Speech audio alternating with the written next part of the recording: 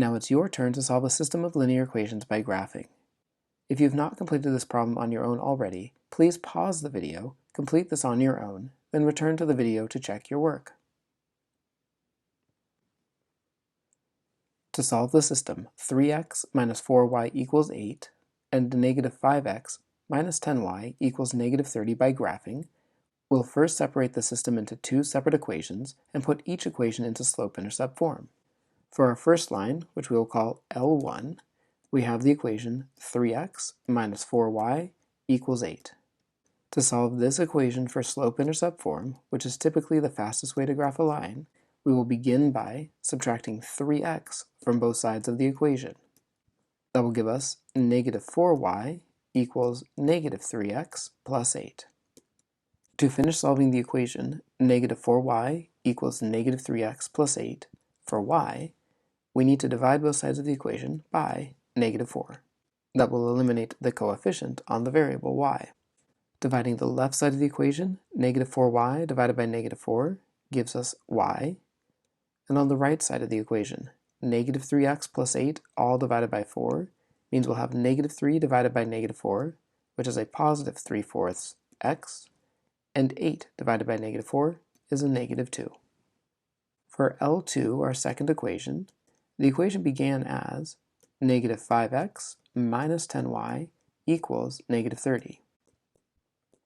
Again, we need to solve this equation for slope-intercept form, so we'll take the equation negative 5x minus 10y equals negative 30, and we'll first move the x's to the right side of the equation by adding 5x to both sides of the equation.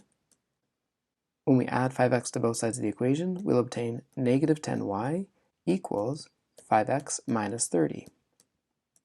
To solve the equation negative 10y equals 5x minus 30, we need to eliminate the coefficient on the y, which means we need to divide both sides by negative 10. Dividing both sides of the equation by negative 10, on the left we have negative 10y divided by negative 10, leaves us y. On the right side of the equation, 5x minus 30 all divided by negative 10.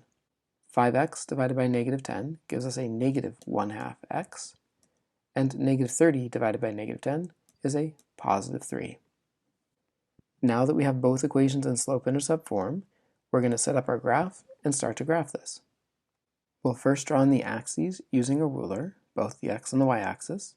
Then we'll put arrows on at least the positive ends of both axes, label both axes appropriately, the x-axis with an x, the y-axis with a y. Looking through the equations we have, 3/4 x minus 2, negative 1/2 x plus 3, it appears that going with a scale of 1, 2, 3 on the x-axis, as well as 1, 2, 3 on the y-axis, should work. So now that our axes are set up, we'll start to graph each equation. With line 1, our slope-intercept form is y equals 3/4 x minus 2. The minus 2 tells us that we'll have a point at 0, negative 2. And the slope of 3/4 tells us from this point, if we move up 1, 2, 3 points, and to the right 1, 2, 3, 4 points, we'll have another point on our line. Returning back to the y-intercept, the slope of 3/4 also tells us if we go down 3 and to the left 4, we'll also obtain another point on our line. Those 3 points line up nicely, so we'll simply grab our ruler and draw the line. After we've drawn the line with a ruler, we'll be sure to put arrows on both ends of the line, as well as to label this line L1. For the second line, y equals negative 1/2 x plus 3, the plus 3 tells us we begin at the point 0, 3 on the y-axis, and that slope of negative 1/2 tells us if we move from that y-intercept down 1 to the right 2, down 1 to the right 2, or going in the other direction, back at the y-intercept, up 1 to the left 2, up 1 to the left 2, we have enough points to know exactly where our line's going to be. So again, we'll grab our ruler and we will draw this line in.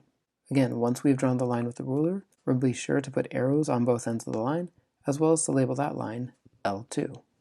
Assuming that all of our work is correct, we do see an intersection point, and that intersection happens at the point 4, 1. But as always with solving systems of linear equations by graphing, we do want to formally check that 4, 1 does become the solution for the entire system. So we'll return to both original equations in our system, substitute 4 for the x, 1 for the y, and double check that we do get a true statement for both equations.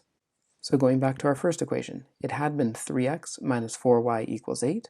When we substitute 4 for x and 1 for y, we obtain the statement 3 times 4 minus 4 times 1, and we're checking, is that really equal to 8? Well, we know 3 times 4 is 12, and a negative 4 times 1 is a minus 4. So now we're trying to check, is 12 minus 4 equal to 8? Well, 12 minus 4 is 8, and so we do obtain a true statement. In the second equation, it had been negative 5x minus 10y equals negative 30. So the question is negative 5 times an x value of 4 minus 10 times a y value of 1, is that actually equal to negative 30? Negative 5 times negative 4 is negative 20, and negative 10 times 1 is negative 10.